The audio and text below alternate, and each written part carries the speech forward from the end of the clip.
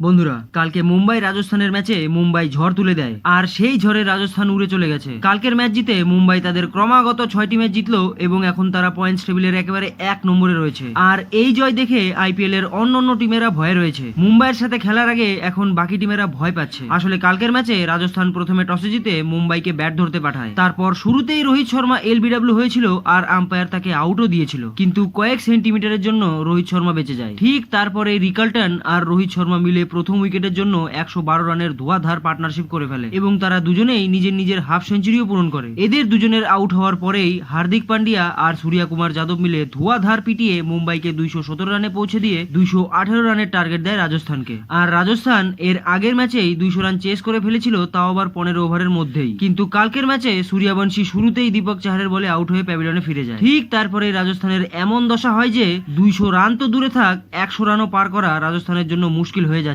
কারণ রাজস্থানের প্রত্যেকটি প্লেয়ারই কাল ফেল মারে। মুম্বাইয়ের তরফ থেকে কাল যেই বোলারই বল করতে এসেছে সেই বোলারই প্রসাদের মতো উইকেট পেয়েছে রাজস্থানের, যার কারণে রাজস্থান কালকের ম্যাচ 100 রানে হেরে যায়।